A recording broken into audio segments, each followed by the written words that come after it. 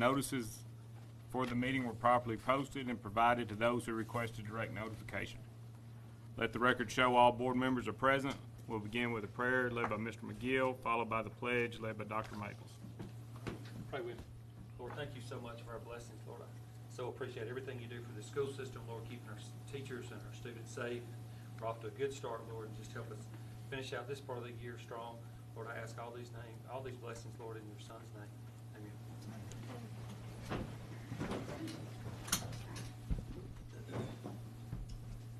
I pledge allegiance to the flag of the United States of America and to the republic for which it stands, one nation under God, indivisible, with liberty and justice for all. Excellent. We have an agenda before us. Do I hear a motion? I'll offer motion. Mr. Glaze offers a motion. Do I hear a second? I'll second. Mr. Hilliard seconds. Any discussion? Are you going to add? Yeah, you want to add your... Yeah. We have, I'd like to add that we put Micah Ellis from Tanner and Brittany Williams from Clements, that we banned them from school campuses for 1 calendar year. That will become a discussion approval item number 12, if approved, if the agenda is approved. Any other discussion? Hearing none, all in favor? Agenda is approved. We'll begin with the superintendent's report. Thank you, Mr. Chairman. We are excited that our strategic planning process is starting very soon. I did send you out a calendar of those events that will be happening at our 6 high schools, starting on October 24th at Clements High School in Blue Springs. And just want to give you a sample of the invitations we'll be sending out, so that hopefully we can have great participation there, and we'll do individualized invitations. Got you one? Individualized invitations for each school, where we're hosting those meetings with the feeder schools involved as well. So that will be coming up. Like I said, you've got a copy, and we'll make sure you have all the dates. We would encourage you to come to everyone if you can. If you can only come to a couple, come to a couple. But it will be open to the public, and we will be getting input about our school system, about improving student achievement, about planning for the next 5 years, next 10 years. Where do we want to go as a school system? And so at our board retreat, we talked about this. Dr. Costanza, I've been in contact with him. He has these dates down, and he'll be visiting our schools. Also involves employee surveys that will be online that employees can complete, community questions that he'll have at those individual meetings at each school. And then, of course, there will be a committee, and that we do encourage 2 or 3 board members to be part of that committee as well. So if some of you are really interested in being a part of that strategic planning process, I encourage you to volunteer, or the ones that really want to be part of that. But we will have on that committee, you'll have parents as part of that committee, teachers, principals, central office, students, community leaders, classified employees. So you'll have a wide range, usually 30 to 40 people will be on that committee, and they'll help develop our strategic plan for Limestone. And so that's the process we're looking at moving through. And like I said, hopefully we can get a strategic plan in place by, end of January, 1st of February. We can have our plan completed by that time. How are we getting this information out? We're doing all sorts of manner, of course, by social media, trying to send home individualized information to parents from each school. Normally when you send out a district-wide thing, if it comes from each school, it's much better. So we're doing every form of media we can think of as far as sending home. Not really sending paper. We do have Remind that we can send to parents. Not really doing paper. It doesn't usually make it home unless you do it at elementary level and put it in their take-home folder. But anyway, every bit of information we can get out. I know, Ashley, you've been working on the district website, but also each individual school website, Facebook. You know, it will be everywhere we can get it out. You starting at 7 o'clock. How late do you think these meetings will? run? It really depends Mr. on- Chris goes to bed at 7:15. Well, that's true. 7:10 if I can sneak in there. It really depends on the crowd and the input that they get. I'm sure probably an hour is what he shoots for, but you know, it could be longer based on the crowd and based on the input. Any questions? Got a couple more things too. If I could. Discussion? No? I'll stay up later than 7:15 when I have to. Well, you have to, right? Also, just a couple more things real quick, if I could. On Sunday, October 2nd, was National Custodian Appreciation Day. Do want to say thank you for our custodians and what they do for our school system. 42 custodians are an important part of our schools. We can't thank them enough for the wonderful job they do maintaining a clean and healthy environment for our students, faculty, and staff. And we know they are vital employees. We found that out, of course, with COVID. And we know that finding custodians is not an easy thing to do either. So we certainly appreciate the job they do each and every day for our students. Also like to recognize some school board member academy achievements. We have Dr. Belinda Maples has completed levels 2 and 3, and so she gets a certificate for that. All right, moving on now. Job. And then Mr. Hilliard actually has master 5th year. Wow. And we don't have a certificate, but congratulations on. I think your name goes on a plaque. I think is what happens. With that. Right, Sherry? That's correct. That's correct. Yeah. So congratulations on master 5th year. So anyway, and that's all I had, Mr. Chairman. Thank you. Do you get those extra ribbons on your name tag? When we go there? That's going to be nice, man. I look forward to seeing that. Children's Internet Protection Act, Ms. Smith. Yes, just right here is on. Fine Yes. with me, yes, ma'am. I just have a brief statement to read, and this is to review the district's technology measures that we have in place and to ensure our compliance with the Children's Internet Protection Act. So a little background on E-rate funding. The E-rate program provides discounts for telecommunications, internet access, and internal connections to eligible schools and libraries, with funding administered by the Universal Service Administrative Company under the direction of the FCC. E-rate makes certain communication technology more affordable for eligible schools and libraries. The Children's Internet Protection Act, or CIPA for short, is a federal law enacted by Congress to address concerns about access to offensive content over the internet on school and library computers. CIPA imposes certain types of requirements on any school or library that receives funding for internet access or internal connections from the E-rate program. The Limestone County Board of Education receives E-rate funding and is in compliance with the Children's Internet Protection Act. CIPA requires internet filtering, called a technology protection measure, to block access to visual depictions deemed obscene, pornographic, or harmful to minors. Internet content filtering is required for all internet-enabled computers, whether used by minors or adults. For E-rate purposes, filtering for adult internet usage can be disabled for bona fide research or other lawful purpose. The Limestone County Board of Education uses a layered approach to filter internet content on the district's network and computers. Alabama Supercomputer Authority provides content filtering for the internet service received by the district through the Alabama Research and Education Network Consortium.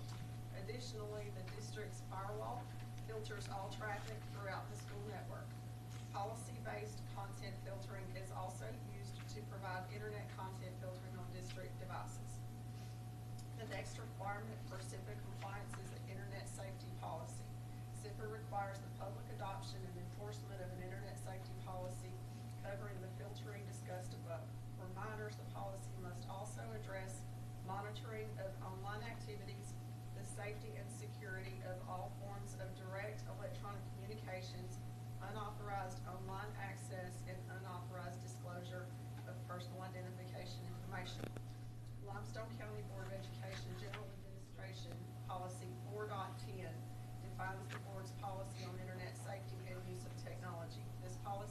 adopted on July 15th, 2014. The policy is published on the Limestone County School District website at lcsk12.org. The board permits restricted and conditional access to and use of its technology resources, including but not limited to computers, the internet, network storage areas, and electronic mail.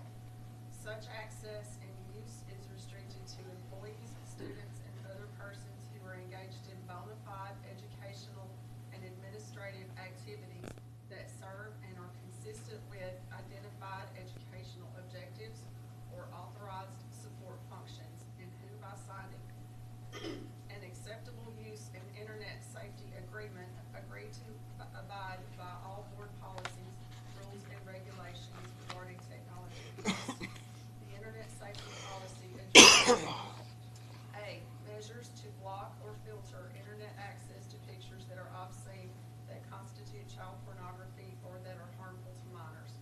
B, restriction of access by minors to inappropriate material on the internet. C, the safety and security of minors when they are using electronic mail, chat rooms, and other forms of direct electronic communications. D, prevention of hacking and other forms of unauthorized use or access to computer or internet files, sites, databases, or equipment. And E, unauthorized disclosure, use, and dissemination of personal information regarding minors.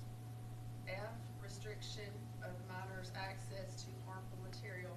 And G, educating minors about appropriate online behavior, including interacting with other individuals on social networking websites and in chat rooms, and cyberbullying awareness and response. The Student Technology Acceptable Use Agreement is published in the Limestone County School Student Handbook and may be downloaded in its entirety from the Limestone County School District website at lcsk12.org. Online activity of minors is monitored through device and account filtering policies with automated reporting to school administrators in order to ensure the online safety of students. And so we are in compliance with the Children's Internet Protection Act. Thank you. Any questions or comments? Good job. Ms. Kelly. This next part, we're gonna pass out, I want to thank you. So I'm just gonna talk just a little bit about, or actually just announce that, we had, me and my team have written, 3 21st century grants, and we actually received all 3, for Elkhorn Elementary, Vernon Chapel Elementary, and Sugar Creek Elementary. Each grant was for $200,000 per year, for 3 years. With the possibility to renew for 2 years, so I think that was a total for the 3 years, $1.8 million. So it's a great opportunity for those 3 schools. It's definitely a partnership. We talk with the parents, get the students involved. Coming to the program, we talk with the teachers, so we can get the input, kind of realize where the deficits are for our students, so they can work on some of those areas with math and reading. And then we also have, we work with CMP to get our students fed, supper during the after-school program, and then breakfast and lunch during the summer. And then, of course, we could not go without our bus drivers and things, picking up our kids and taking them home during the summer, and then taking them home in the afternoons during the regular after-school program. All 3 of our schools were able to have a community partner, and most of the area that's going to focus on would be more with with First Priority, just focusing on some other areas and some life skills in those areas. Some of our goals and objectives, we do focus on the academic side, but we also want to work on attendance, and we know that attendance is an area that we really have to focus on for all of our students. And I know that these programs are just for those 3 elementary programs, but that's definitely an area we need to work on. We do focus on physical activity and nutrition, and we also do different things with service learning projects. Some of our projects for those 3 schools, I know this is a bigger farming area, so a lot of things with gardening and then giving back to the community, finding some different needs. One of our partners, they're going to be working with the school and with the families on like budget-friendly meals, things that could just help out in the household. These grants will be starting from October 1 of 22, and then they will go through September the 30th of 25, and then with the possibility to renew. We will have some professional development that our staff will be needing to attend.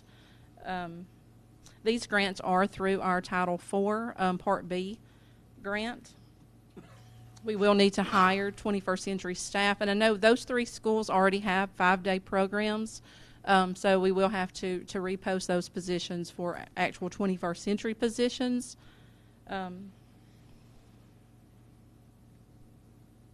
We definitely want to focus on the needs of the students and making sure that we're covering all their needs, but we're not really wanting it to look like the regular school day. So we're hoping that we're going to have some other activities. I know when we've had it before, we've been able to pull in ballet, some of the other 21st century programs around the state. They've offered archery. Not had a principal that had really wanted to try that one just yet, but karate, and just some other things that we can pull in for our students in Limestone County.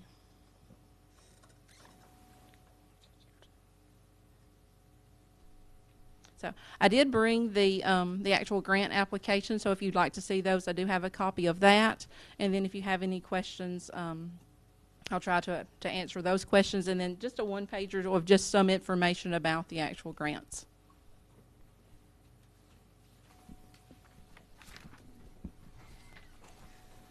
Thank you. You know, to me, this is a great opportunity, you know, for those schools, because $200,000, we should be able to make a huge difference with our students. And so thank you for applying and doing all the paperwork. I think it will make a great difference with our kids, so thank you.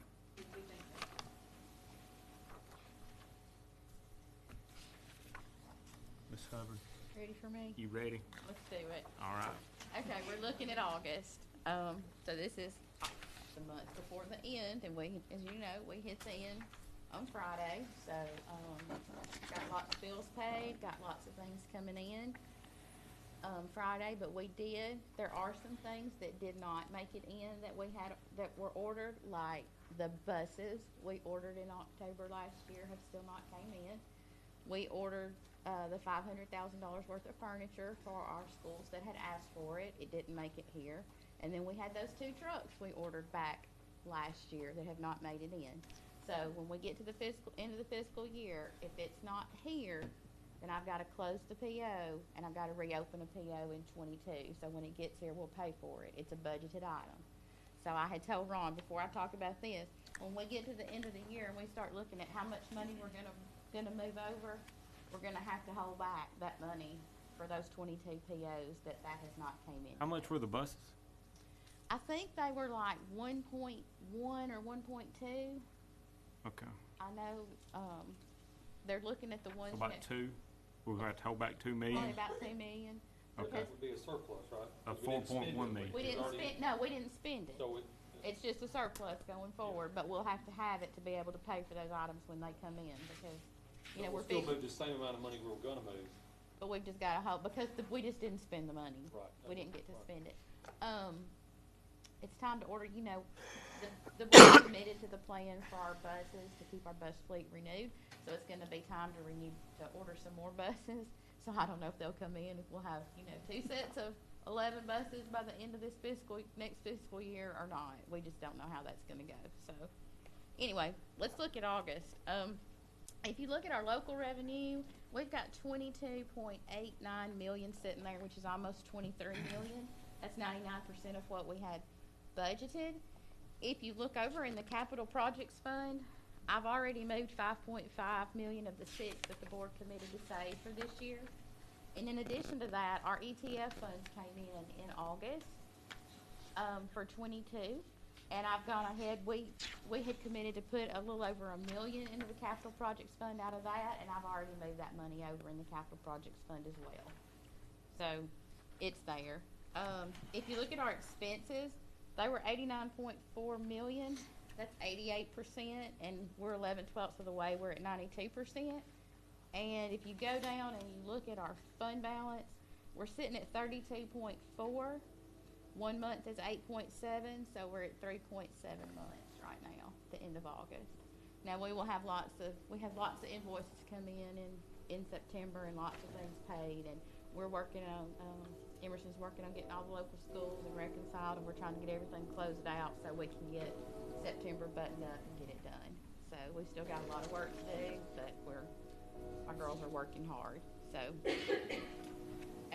as me as well, but have to take care of them.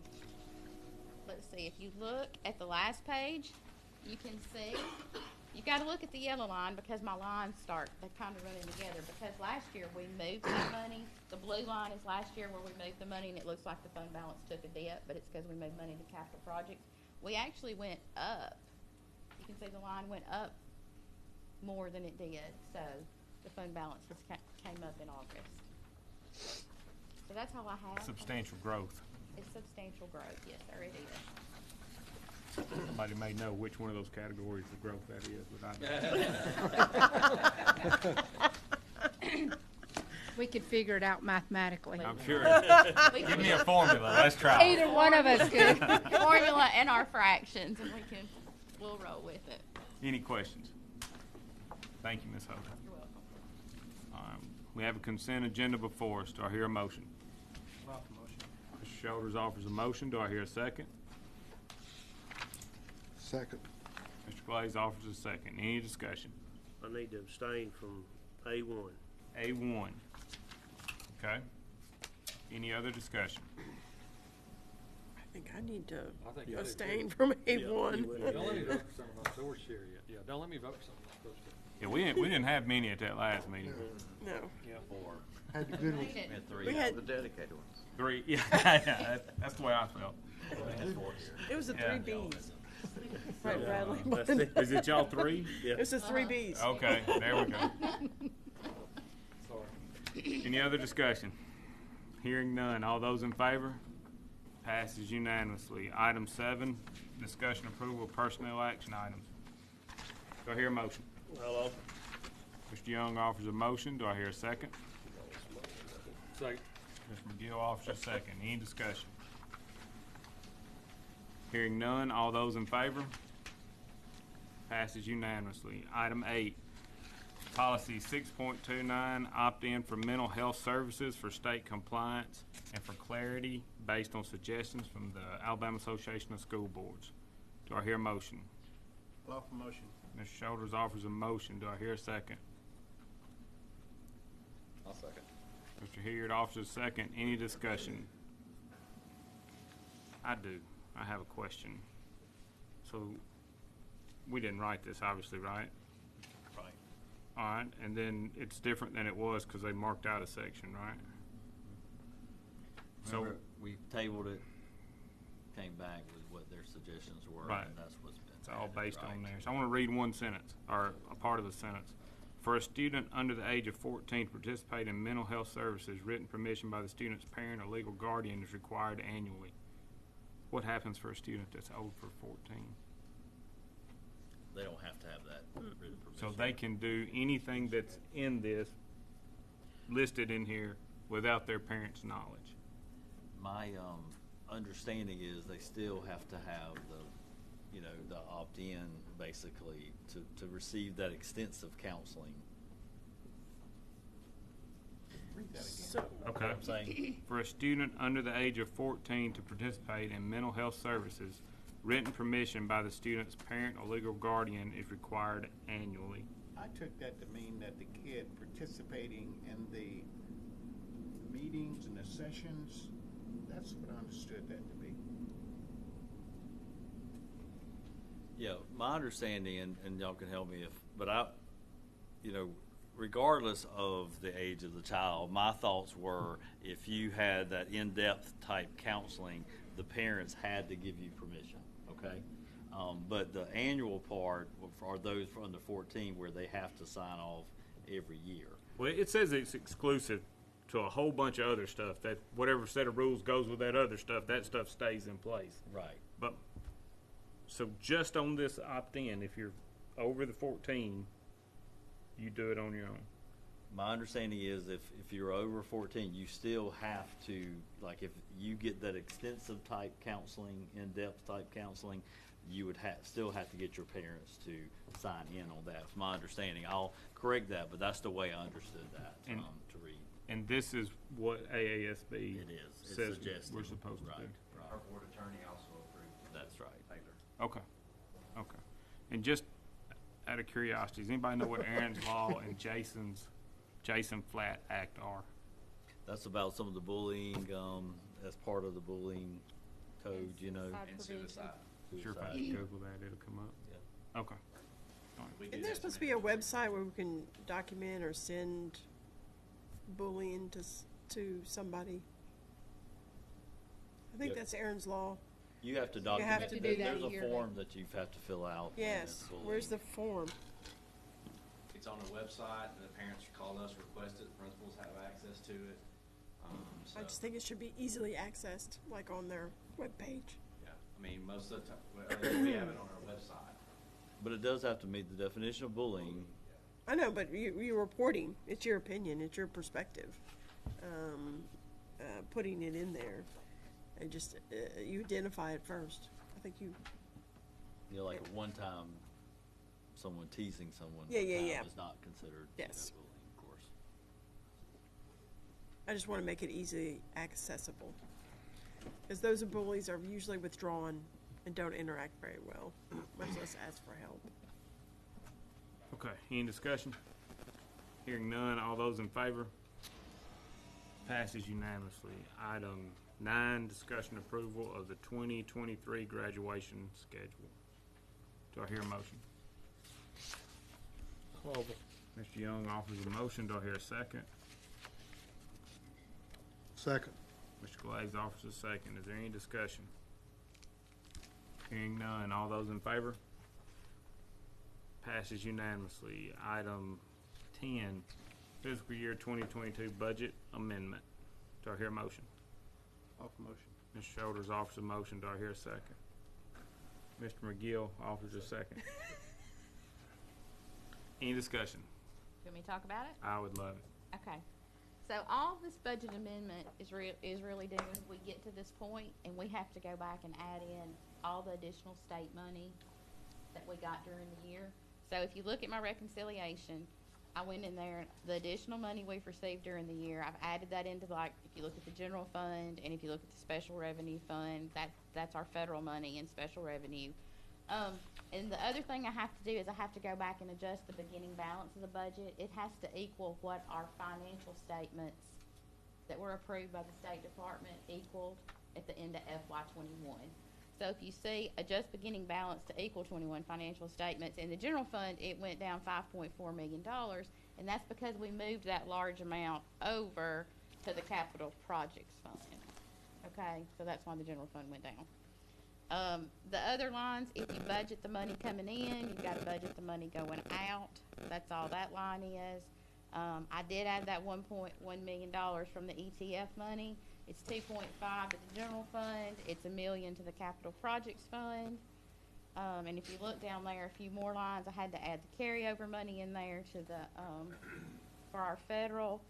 And then the other changes that are made are just when the money's spent throughout the year. Maybe it got, in the federal money, it got budgeted to materials and supplies, and maybe they needed computers. So you just have to make sure that all the line items line up and they're not over more than 10%. So when your financial statements are approved, they'll go through. So are we less than 3.7 months now? After we vote this in? Because I'm not going to vote for it. We would be, because it hadn't. We're going, We'll have it adjusted. When we look at September, we'll have the exact number, and I Okay. can get that. It won't, can't go into these financial statements till the budget amendment's approved. So we're not gonna be at 3.71. We probably won't be at 3.7. We're gonna keep 2 million out, we're gonna hide 5 million, or not hide it, but take it out of the last thing.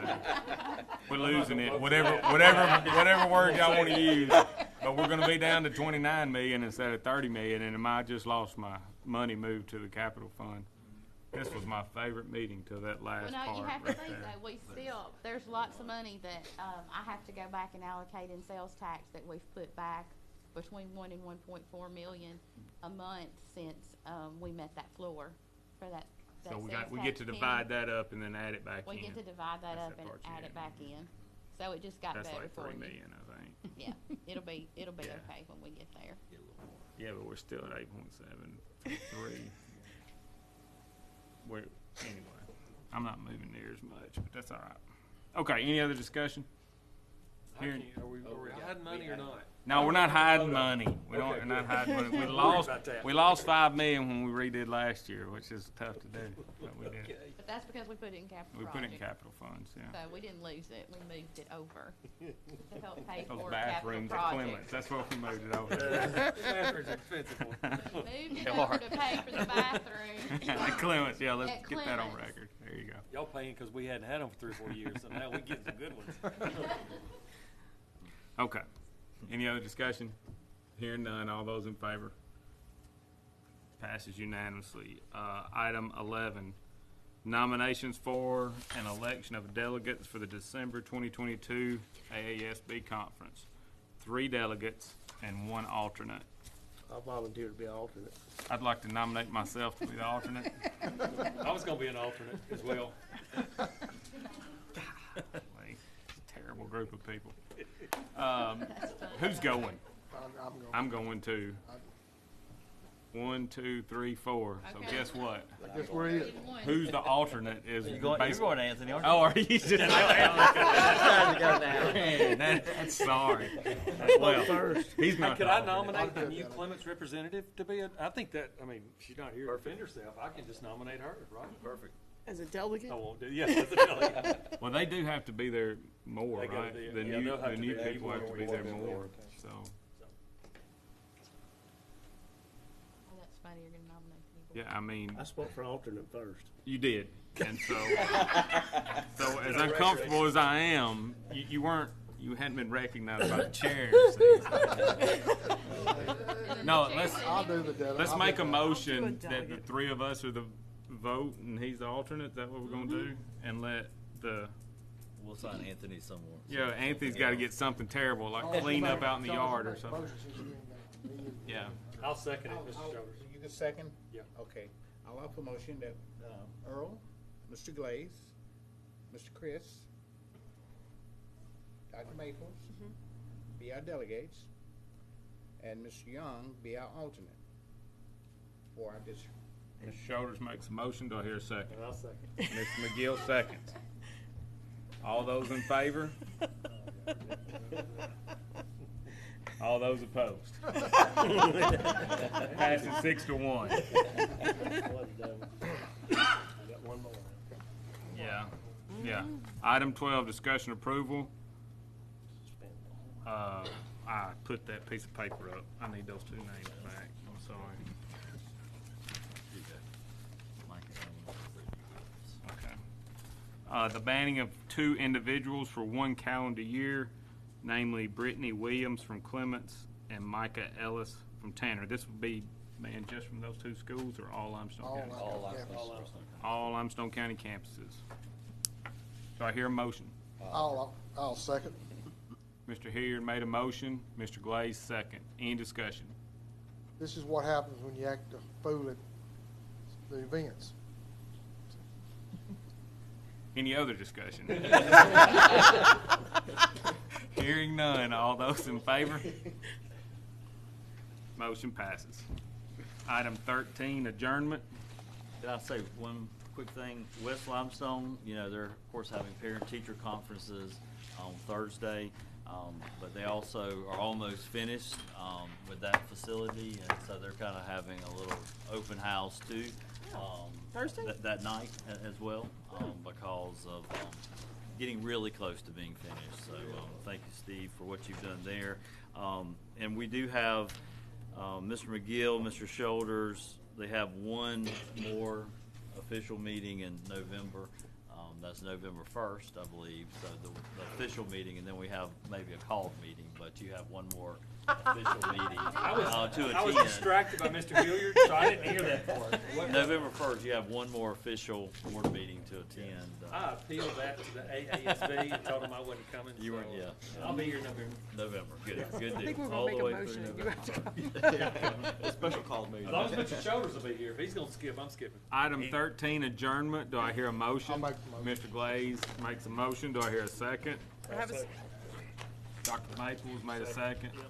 Any discussion? Hearing none. All those in favor? Passes unanimously. Thank you.